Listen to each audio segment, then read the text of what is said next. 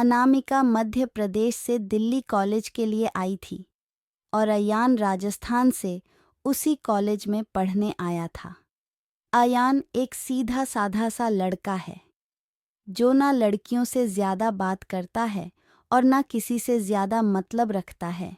अयान की यह बात अनामिका को बहुत अच्छी लगती है और वह किसी न किसी बहाने से अयान से बात करने की कोशिश करती है। अनामिका दिखने में क्यूट लगती है। कुछ ही समय में अयान और अनामिका की दोस्ती हो जाती है।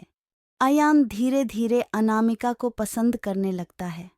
दोनों दिन भर कॉलेज में बातें करते अपने हर लाइक डिसलाइक को शेयर करते हैं और कुछ समय में बहुत अच्छे दोस्त बन जाते हैं। अयान की लाइफ में पहले कभी कोई लड़की आई नहीं थी, जबकि अनामिका के पहले दोस्त थे और वह सबसे बात करती है। अयान को यह पसंद नहीं था। एक दिन बातों ही बातों में अयान अनामिका को अपने दिल की बात बता देता है। अनामिका उससे एक दिन का वक्त मांगती और कहती है, मैं कल तुम्हें इसका जवाब दूंगी। अनामिका सोचती जब अयान कॉलेज पढ़ने आया था तब वह सिर्फ पढ़ाई पर ध्यान देता था, पर अब उसका पूरा ध्यान मुझ पर रहता है। अगर मैं इसकी गर्लफ्रेंड बन जाऊंगी तो यह पढ़ाई भूल जाएगा और मुझ में ही लगा रहेगा। यही सब ख्याल अनामिका के मन में होते हैं और दूसरे दिन अनामिका अयान को मना कर देती है और कहती है, मैं तो तुम्हें बस अपना दोस्त समझती हूँ, इससे ज़्यादा कुछ नहीं।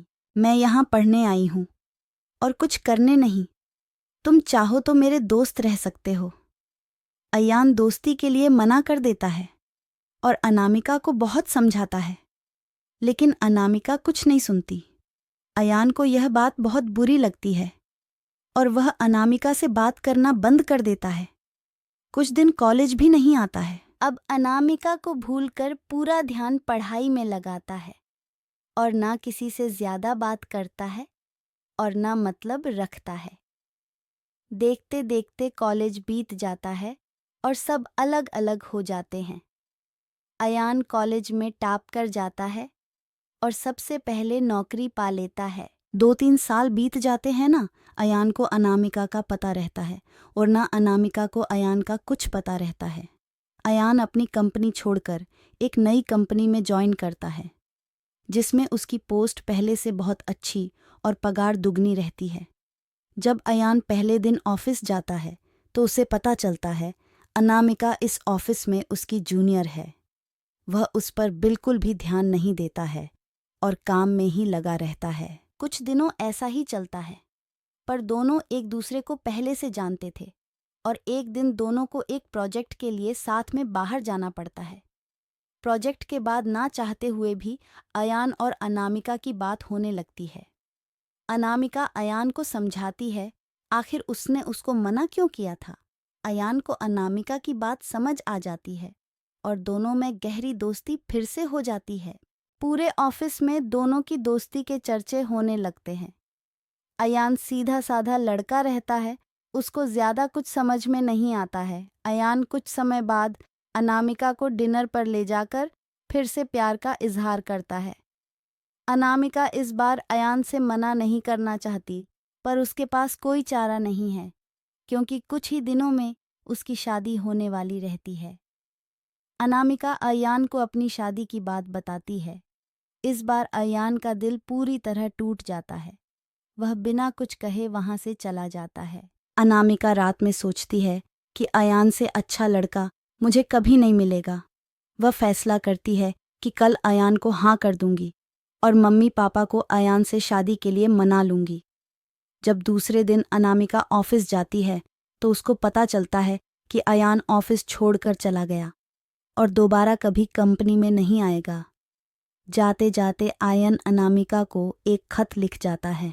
जिस दिन मैंने तुम्हें देखा था उसी दिन से मैं तुमसे प्यार करता हूँ। मैं तुम्हें जिंदगी में कभी नहीं भूल पाऊंगा। तुम जहां भी रहो, जिसके साथ भी रहो, खुश रहो। अब इस जीवन में इस दर्द के साथ ही जिंदा रहूंगा।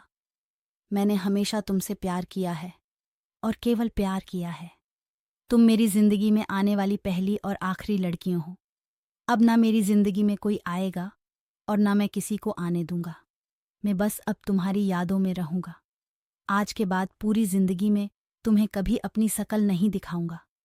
बस भगवान से यही दुआ करता हूँ, तुम जहाँ भी रहो खुश रहो और शादी के लिए बहुत बहुत शुभकामनाएं।